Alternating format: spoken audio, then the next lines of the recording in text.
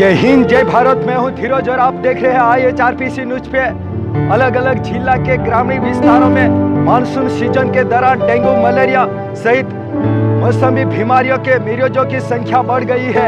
आइए जानते हैं उसके लक्षण, कारण और सावधानियों के बारे में, ताकि आप उससे सुरक्षित रह सके। जय हिंद। હાલમાં બનાસકાંઠા જિલ્લામાં અને આજુબાજુના તમામ જિલ્લામાં ચાંદીપુરા વાયરસ નામનો બીમારી ફેલાઈ રહી છે, જે 0 થી 14 વર્ષના બાળકોમાં ફેલાઈ રહી છે। આ ચાંદીપુરા વાયરસ સેલફ્લાય નામની માખીથી ફેલાય છે અને હાલમાં આની કોઈ દવા નથી।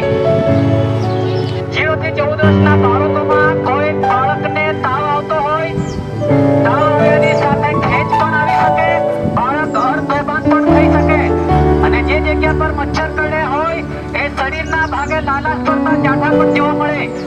જો આવા કોઈ નિશાનવાળા બાળકો, આવા કોઈ લક્ષણવાળા બાળકો દેખાતા હોય તો તરત જ નજીકના આરોગ્ય કેન્દ્ર ખાતે જઈ તપાસ કરાવો।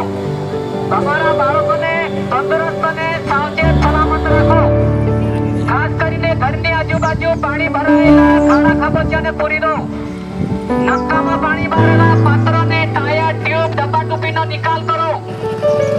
હંમેશા મચ્છરદાનીમાં સૂવાની કોશિશ કરો અને બાળકોને લાંબી બાઈના કપડા, પૂરેપૂરું શરીર ઢંકાઈ જાય એ રીતે બાળકોને કપડા પહેરાવો અને તમારા બાળકોને તંદુરસ્ત રાખો। સલામત રહો અને સાવચેત રહો। જ્યાં કાચા ઘરો છે અને પ્લાસ્ટર વગરના ઘરો છે, એવા દીવારો જ્યાં તિરાડ પડેલી છે એને તિરાડને પૂરેપૂરી પૂરી દો। જો પાકું ઘર હોય અને પ્લાસ્ટર કરવામાં ના આવ્યું હોય તો સિમેન્ટ લાવીને તિરાડોને ભરી દો। કાચું ઘર હોય અને તિરાડો હોય તો